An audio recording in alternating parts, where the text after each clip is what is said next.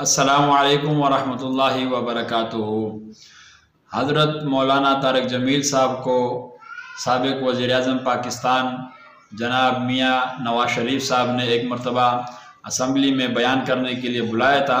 तो वहाँ पर मौलाना ने बयान किया था जिसमें बहुत प्यारी बातें की थी और नवाज शरीफ के चंद सवालात थे वो मौलाना के बयान से अख़ज़ किए हैं। इंशाअल्लाह आपके सामने रखते हैं, आप सुनिएगा। इंशाअल्लाह आपको बहुत ज़्यादा फ़ायदा हासिल होगा और बहुत से सवालात के जवाबात इंशाअल्लाह आपके यहाँ पर हल होंगे। नवाज शरीफ ने मौलाना से अर्ज़ की, हज़रत आप ये हदीस मुबारक काबीना को सुना दे। मौलाना ने दरख्वास्त कबूल की। इसी के ऊपर ये मौजू है इंशाअल्लाह। ये सितंबर 1999 की बात है कि मौलाना तारिक जमील साहब वज़ीर-ए-आज़म पाकिस्तान नवाज शरीफ से मुलाकात के लिए प्राइम मिनिस्टर हाउस गए। नवाज शरीफ इन दोनों परेशान थे। मौलाना ने फरमाया, जनाब आज़ाब दो किस्म के होते हैं, एक ज़मीनी और एक आसमानी। ज़मीनी आफतों के लिए के हल के लिए तो अल्लाह और उसके रसूल सल्लल्लाहु अलैहि वसल्लम ने चंद उसूल बताए हैं। रहे आसमानी आफतें तो इनका सिर्फ एक ही हल है और वो क्या है? तौबा करना। मौलाना ने साथ ही हदीस मुबारक का जिक्र भी फरमाया, दुनिया की 25 मसाइल हैं। दुनिया के 25 मसाइल है, कोई फ़र्द हो, कौम, कबीला, इलाका, कुछ भी हो, 25 मसाइल में हर कोई शिकार होता है। इनका हल अल्लाह के रसूल सल्लल्लाहु अलैहि वसल्लम ने कुछ यूँ तजवीज़ किया है। आगे सुनिए इंशाअल्लाह। ये कहते हुए मौलाना ने एक तवील हदीस मुबारक सुनाई। नवाज शरीफ हदीस सुनकर चौंक उठे और मसाइल और उनके यूँ हल सामने पड़े थे जैसे मेज़ पर कहवा की प्यालियाँ धरी हुई हो। वज़ीर-ए-आज़म फर्त जज्बात से खड़े हुए और मौलाना से बगलगीर होकर अर्ज़ की, हज़रत आप ये हदीस मुबारक काबीना को सुना दे। मौलाना ने दरख्वास्त कबूल की। ये हदीस आगे आ रही है। पिछले हफ्ते मौलाना तारिक जमील साहब इस्लामाबाद तशरीफ़ लाए। उन्होंने मुझे शर्फ़ याबी बख्शा। गुफ्तगू शुरू हुई तो नवाज शरीफ का जिक्र हुआ।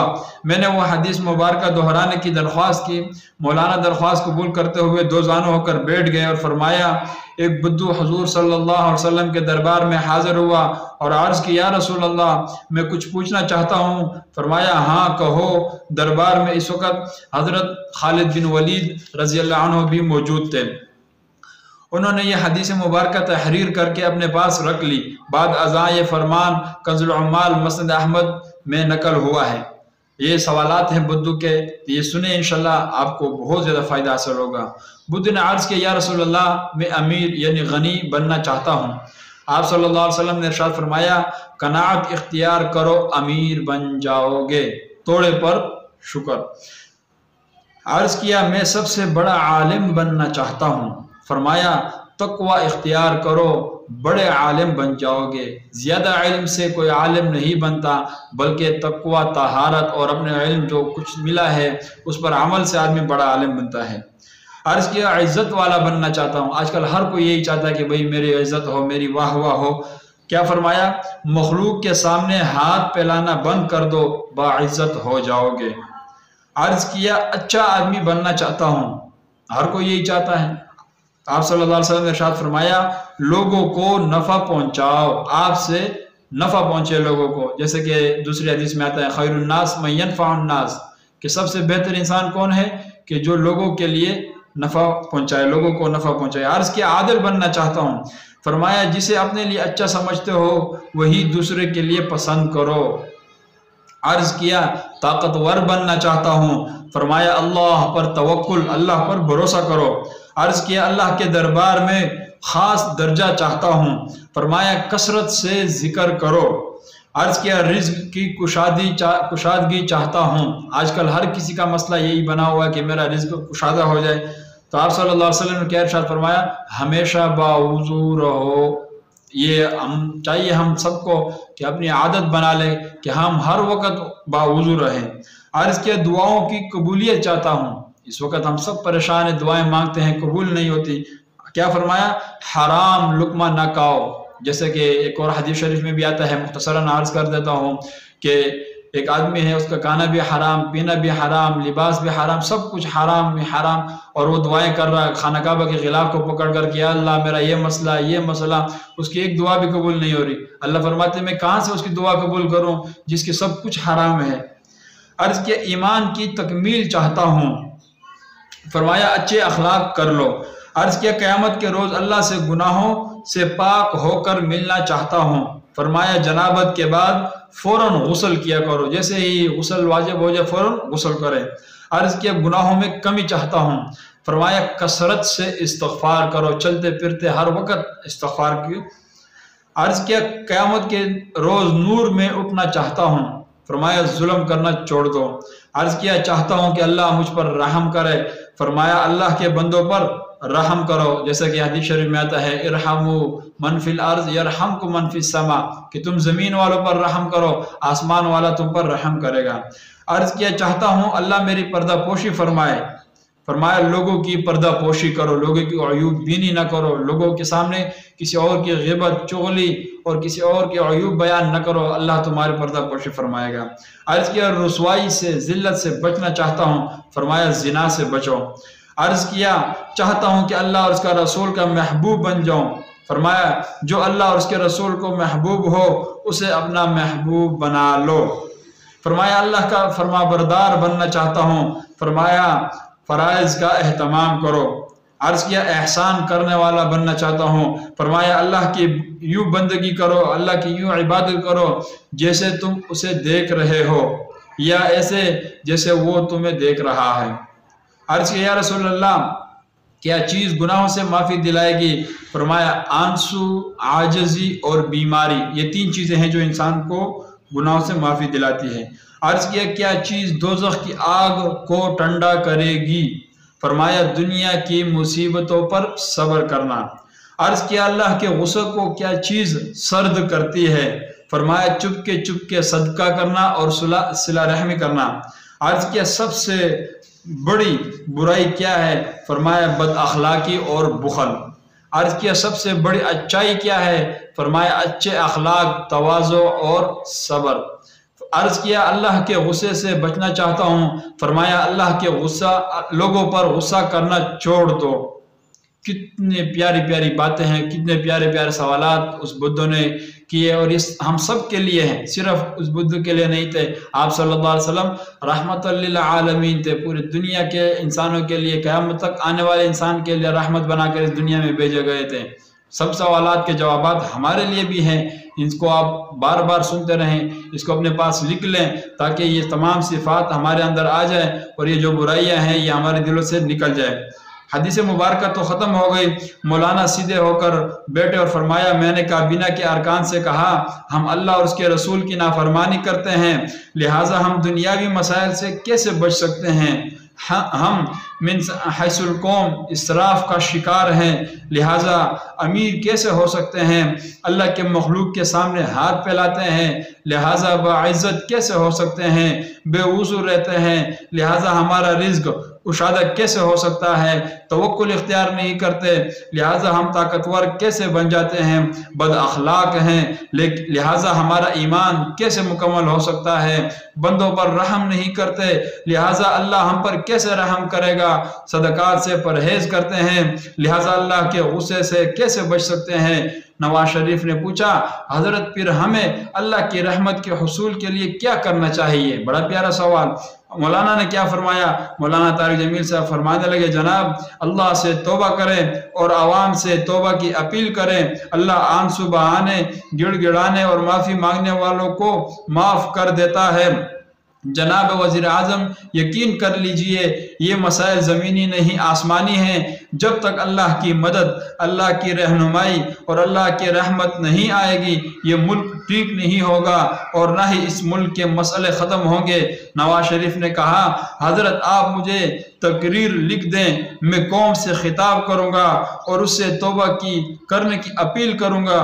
میٹنگ ختم ہو گئی، مولانا نے تقریر لکھنا شروع کر دی، لیکن نواز شریف کی مہلت ختم ہو گئی۔ مولانا طارق جمیل صاحب جب یہ حدیث مبارکہ سنا رہے تھے تو میں سوچ رہا تھا کہ موجودہ حکمرانوں کو بھی اس حدیث کی اتنی ہی ضرورت ہے جتنی نواز شریف کو تھی۔ ان کو بھی احساس دلانا ضروری ہے کہ جو لوگ مہلت کو غنیمت نہیں سمجھتے وہی لوگ تو دراصل خسارے میں رہتے ہیں۔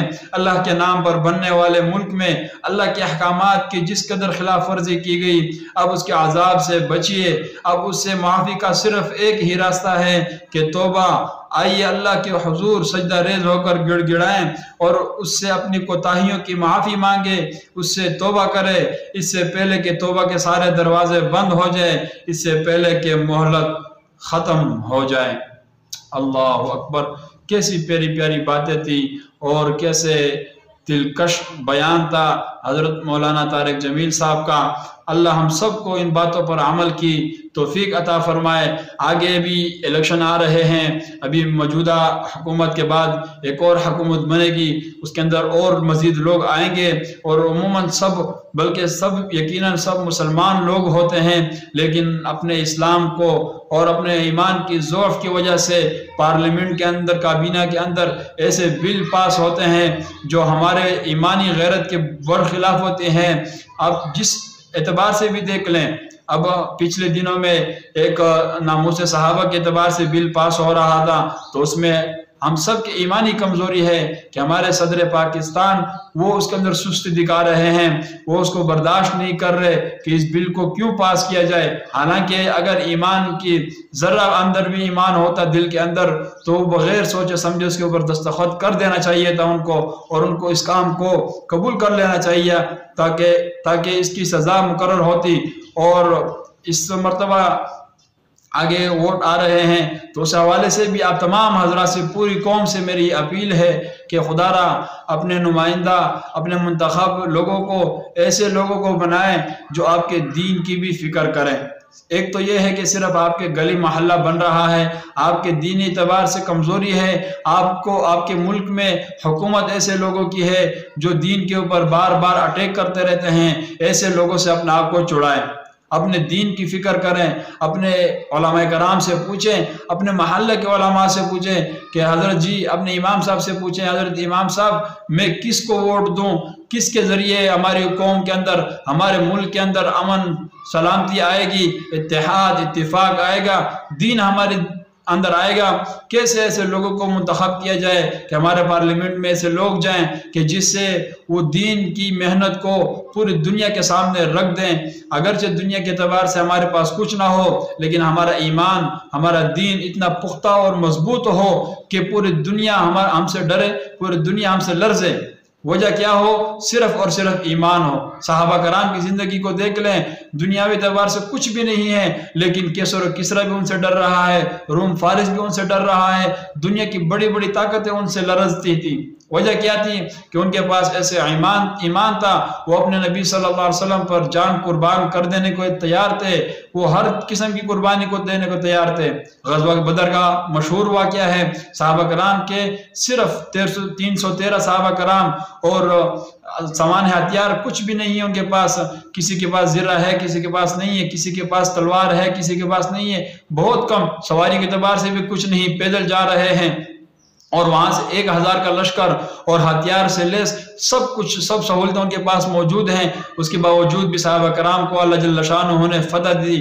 وجہ کیا تھی؟ ان کے دل کے اوپر محنت تھی، ان کے دل کے اندر ایمان تھا، ان کا دل اس بات کو تسلیم کر چکا تھا کہ ان لوگوں سے کچھ نہیں ہوتا، کرنے والی ذات ایک اللہ رب العزت کی ذات ہے۔ ہمارے حکومت، ہمارے عوام، ہمارے حکمران سب کے دلوں میں اس بات کا یقین آ جائے، پھر پوری دنیا کے سامنے ہمیں جھکنا نہیں پڑے گا۔ مسلمان کو اللہ جل شانہ نے اس دنیا کا خلیفہ بنا کر بھیجا ہے۔ آج ہم دیکھ لیں کہاں پر مسلمان ہیں کہ جس کی خلافت زمین کے اوپر چل رہی ہے، غیر کے سامنے دبے ہوئے ہیں۔ وجہ کیا ہے؟ کہ ہم نے اپنے مسلمانی، اپنے ایمانی غیرت کو کھو دیا ہے۔ اسی لیے آپ تمام حضرات سے بھرپور اور خصوصی دعاؤں کی درخواست ہے کہ اپنے ملک کے لیے، پوری عالم انسانیت کے لیے خصوصی دعائیں مانگے۔ ہمارا کسی کے ساتھ کوئی ذاتی عناد، دشمنی نہیں ہے، لیکن یہ یاد رکھیں جو دین کے خلاف ہوگا ہم اس کی مخالفت کریں گے، ہم اس کے ساتھ اختلاف رکھیں گے۔ جو ختم نبوت پر وار کرے گا ہم اس کے اختلاف کریں گے، اور جو ہمارے دین کے اندر ایسے اپنے پارلیمنٹ میں ایسے بلوں کو پاس کرے گا جو ہمارے دینی اور ایمانی غیرت کے خلاف ہوں گے، ہم اس کو ہرگز نہیں مانیں گے۔ اسی لیے آپ اور میں، ہم سب ارادہ کریں کہ اپنے ایسی حکومت لے کر آئیں، اور یہ ہمارے اعمال ہیں۔ اگر ہم گناہ گار ہیں تو ظاہر بات ہے ہمارے ووٹ ایسے لوگوں کے پاس جاتے ہیں جو نااہل لوگ ہوتے ہیں، اس کام کے لائق ہی نہیں ہوتے کہ وہ زمین کے اوپر خلافت اور زمین کے اوپر حکومت قائم کریں۔ یہ ہم سب کی کمزوری ہے۔ ووٹ دینے سے پہلے ایک تو توبہ استغفار کریں، علماء کرام سے مشورہ کریں، اور اللہ رب العزت سے بھی مشورہ کریں، استخارہ کے ذریعے استخارہ کریں۔ جس کا بھی اللہ جل شانہ دل میں ڈال دے ایک اس سوچ سے کہ یہ ہمارے دین کے لیے خیر خواہ ہوگا، اس سوچ سے ہم اس کو ووٹ دیں۔ تو انشاءاللہ امید ہے سب کو یہ ویڈیو اچھی لگی ہوگی۔ آپ تمام حضرات سے گزارش ہے کہ تمام احباب سے اس کو شیئر کریں، اور تاکہ ہم سب کو اپنے ایمان کی، اپنے ملک کی امن اور سلامتی کی دعائیں کرنی چاہیے کہ ہم سب کا اللہ جل شانہ ایمان بھی محفوظ رکھے اور ہمارے ملک کو بھی سلامتی کے ساتھ رکھے۔